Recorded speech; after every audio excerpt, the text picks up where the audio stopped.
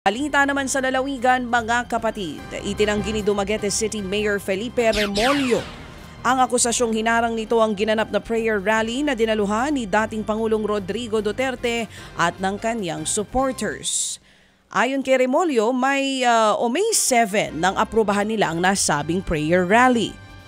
Pero ilang araw bago ang nakaschedule na aktibidad, nakatanggap ng sulat ang pulisya kaugnay sa pagpapatupad ng seguridad kung saan dadalo ang dating Pangulo at iba pang dating opisyal ng gobyerno.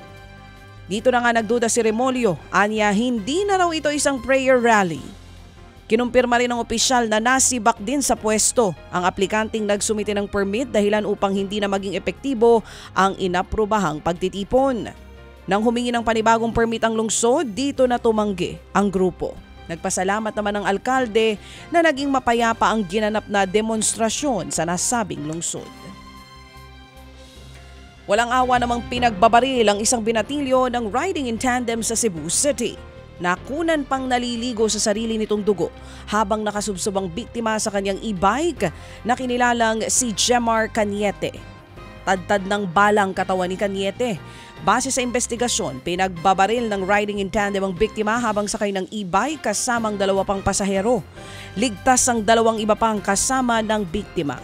Ayon sa ulat, kalalabas pa lamang sa kulungan ni Cañete dahil sa kasong pagpatay.